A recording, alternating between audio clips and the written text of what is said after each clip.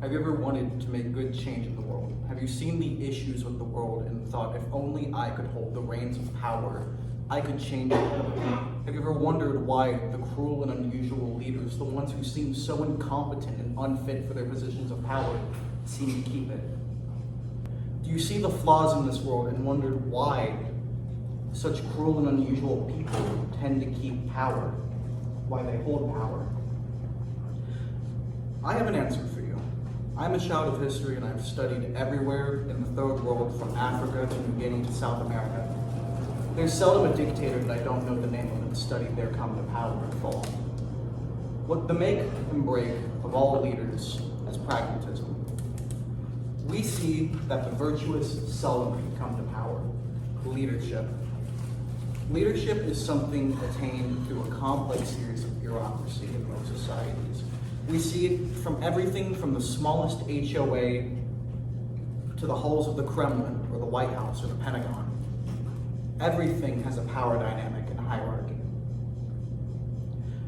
The leadership that we see and we view as cruel and unusual and stupid in some cases, with their irrational decisions, with their policies that seem so overtly harmful to the well-being of everyone, including those who they rule over, I say that there's no such thing as a stupid leader. To achieve that kind of leadership, you have to get there somehow, a means to an end, and that's pragmatism. Oftentimes, to keep leadership, you have to sort out dissonance. Keeping leadership and doing a good job as a leader are two very different things. And that's the difference between virtue and pragmatism, in my view. Who here sees flaws in the world and wants them changed? We all do. We all dream of what if we could bend this reality to be as we see it needing to be. And yet, why don't leaders simply do with their power what needs to be done to fix the world? It's pragmatic. Leaders will oftentimes do things of great evil, such as in the case of Napoleon Bonaparte. He's viewed as a great conqueror, as a definer of history, but he also was directly and indirectly responsible for the death of millions. Or take, for instance, all of these people, Idi Amin, Saddam Hussein, etc.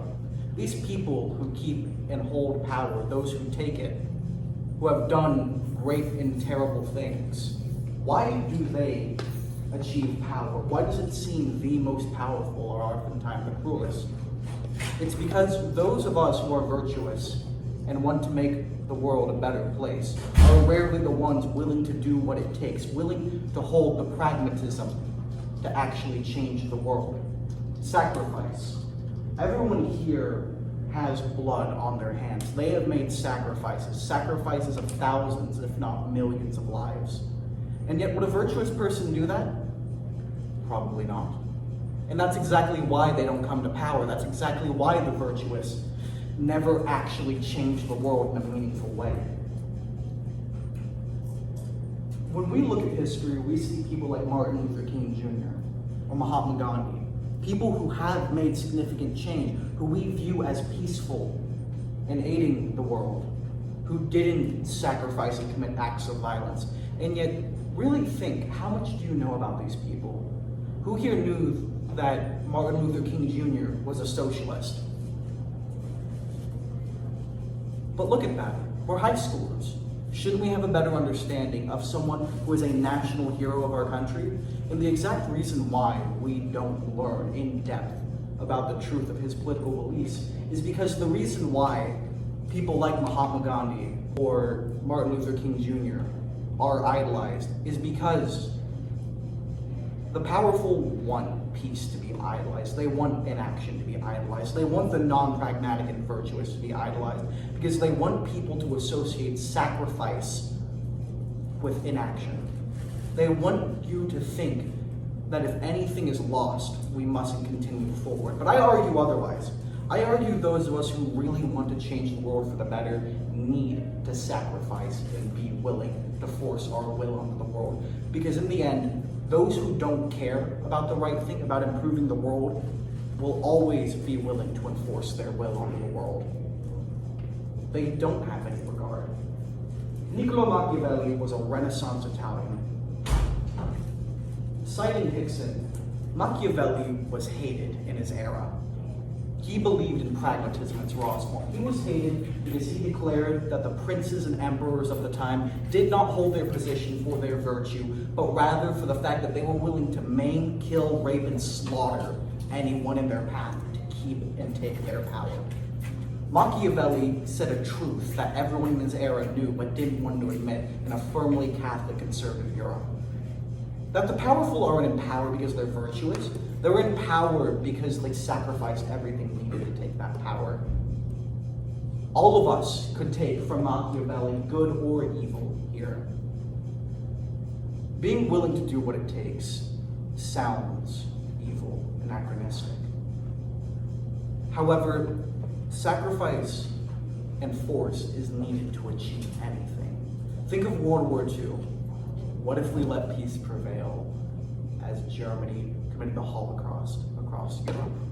Surely they'll meet our peace with peace, right? No, it was the neutral and peaceful nations like Denmark who were conquered in 6 hours' time and had 30,000 Jews deported and executed.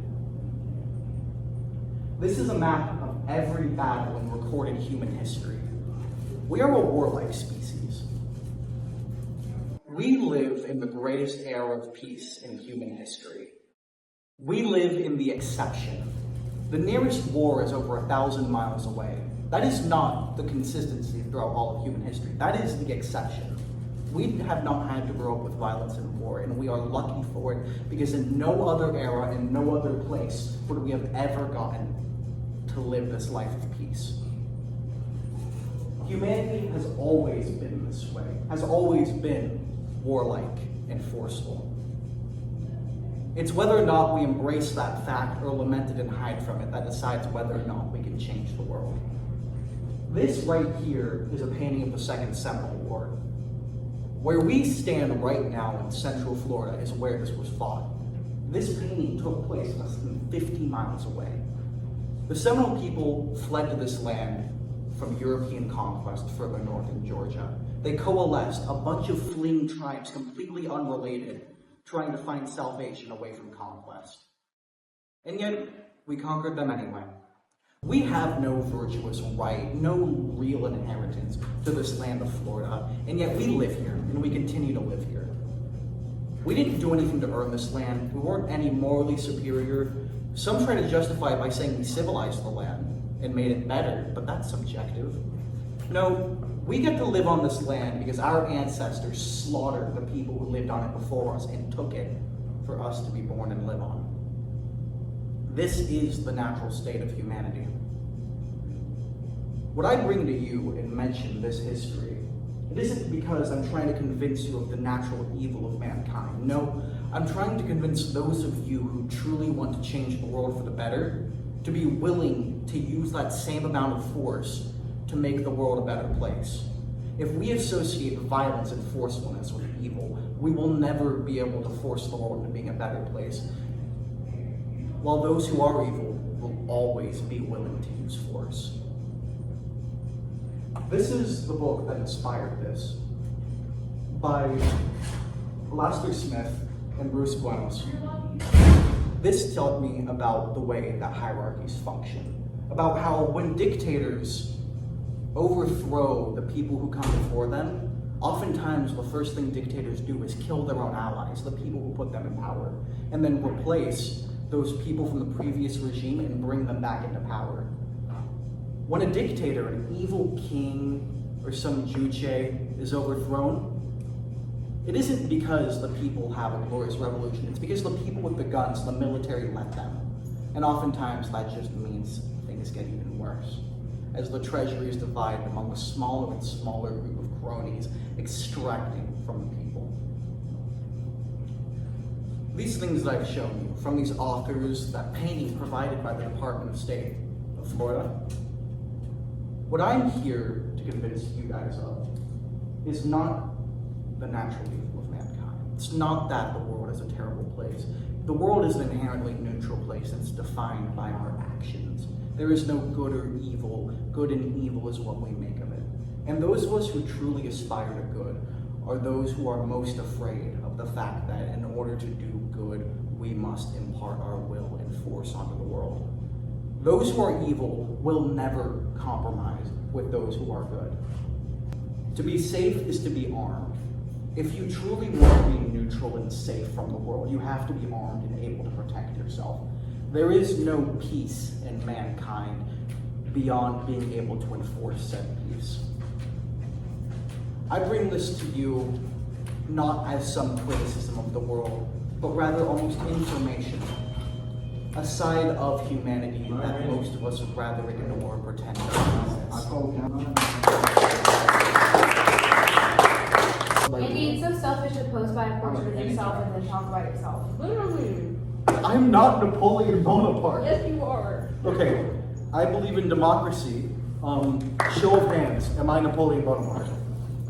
You give us a hand. That's six. I'm literally not Napoleon Bonaparte. Look at that right there. Napoleon. Okay.